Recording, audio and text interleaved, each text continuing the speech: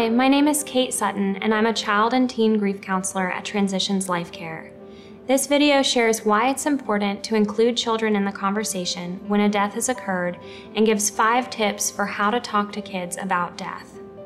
Many times, folks reach out to us when they've gotten word that someone has died. Their first question is usually, how do I tell the kids? Maybe you're watching because a family member or friend died suddenly, and here you are wondering how to break it to your kids. Perhaps you're a friend of someone who has experienced a death and needs to give information to a child. You might feel worried, sad, shocked, and uncertain about what to do. You might be dealing with your own grief and unsure how to cope with your own feelings, let alone those of your child. For a few moments, take a deep breath in and out. Acknowledge your own feelings. Telling children and teens a death has happened is one of the most difficult conversations parents and caregivers are tasked with. No one wants to be the bearer of bad news. Caregivers want to protect their children from emotional pain and suffering. This is a natural response, and it can be difficult to balance with the need to talk about death and dying. Though you can't take away the hurt and heartbreak, giving them information with honesty and simplicity can help them withstand life's inevitable challenges.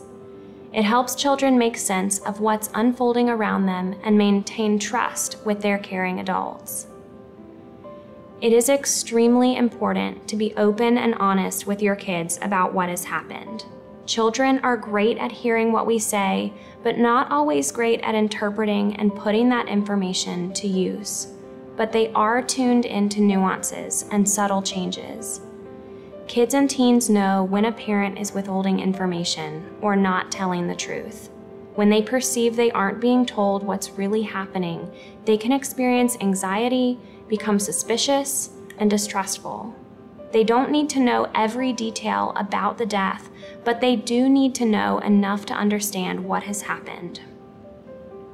Think about any time you knew something was wrong and waited for information.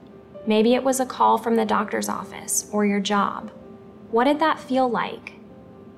Stressful? Scary? Helpless? For kids, those feelings get bigger the longer they have time to imagine what's wrong. Many times when I ask children how they heard of a death, they'll tell me that they knew something was wrong, but didn't know exactly what. Or sometimes they'll tell me facts that are very different from what the parent shared. Some accurate and some created from their own imagination that made them feel more anxious. Kids and teens often share that they wish their caregivers told them the real news earlier on so they had a chance to process the information. More often than not, it's our own fears as parents and caregivers that get in the way of being able to share with children who can benefit from our honesty. By sharing the information with your child, you have the opportunity to answer questions and provide comfort.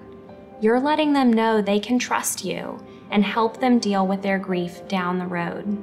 Here are 5 key strategies to use when telling kids a death has happened. First, take a moment to calm yourself down.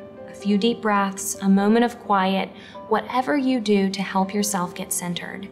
It's easy to say, I'll focus on myself after I take care of the kids. But what happens is kids worry about their caregivers because they sense your unease. Use the take oxygen first model. When you take care of yourself, you're better able to care for others. Second, use the words death, dead, and died. Instead of saying things that can be confusing, such as, God took them, they passed away, or they fell asleep. What we know is that kids interpret this information literally, so they may get scared about passing away or not understand what that means. They may fear that God will take them, or that if they fall asleep, they might die. While we know this isn't true, kids' brains are still developing to understand language. We can help them best when we provide facts using the words that best describe the situation. 3, accept that there's no perfect time to tell your child about the death. If you're able, find a quiet place to share the information. If no quiet space is available, try to create some peace with your body language and tone of voice. Sit at their level so you're eye to eye. Use a calm, neutral tone of voice that's not too high or too somber sounding. 4, use small chunks of information and take pauses to help them process.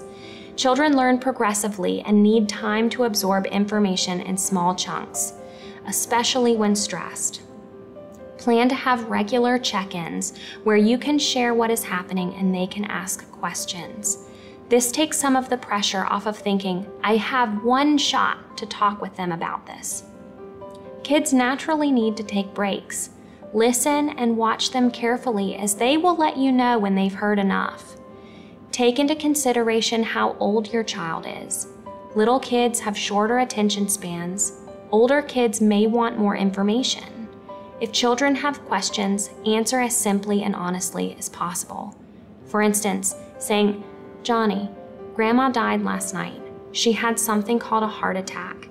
It means her heart stopped working the way our hearts work, which made her body stop working and she died. We're still finding out about what happened, and we can talk about it some more once we get more information. When you don't have all the information, saying, I don't know, but let's find out, is also an acceptable way to answer. For little ones, they may not understand big concepts such as death or illness. You'll probably have to repeat information many times before they understand what's going on. This is a developmentally normal reaction, and if you find that this is taxing for you, find a way to take some deep breaths and manage your own feelings before answering their questions. Finally, provide reassurance. Many times, kids will personalize hearing about a death and wonder if other people in their world are going to die. If they ask, give comfort with honesty, such as letting them know you plan to be alive for a long time and that there are other adults who will take care of them. Depending on your child, they may react in all sorts of ways, become tearful, lash out and become angry, or withdraw into their room to be by themselves. If your child is having an emotional reaction to the news you just shared, let them feel their feelings. Allow alone time if there's space. Maybe give hugs, or simply sit next to one another quietly. Some kids might not get emotional right away. For kids under 5 or 6, they may decide to change the topic within a few minutes and go back to playing. Older kids may need more time to absorb information or want to distract themselves from the situation. This doesn't mean that something is wrong with them, it just means that their style of grieving is different. So, to recap, the 5 important steps to telling your kids about a death are: number 1, take oxygen first. Calm yourself down before you talk to your kids. 2, use the words death, dead, and died. Avoid using phrases that can be confusing to kids. 3, find a quiet place to talk. Create safety and calm with your body and tone of voice. Get on their level and share in a neutral, even tone. Take into account your children's age and use simple, honest information. 4, provide information in small chunks with time for breaks. You don't have to have all the answers. Plan to revisit the conversation during regular check-ins. And 5, provide reassurance. Find a way to get close to your child and support them with whatever big feelings that they're having.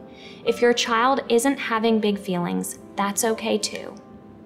Feel free to watch this video again and visit the links below for more information. Good luck with all the conversations that you have with your kids. You're on your way to building trust and modeling some good parenting skills.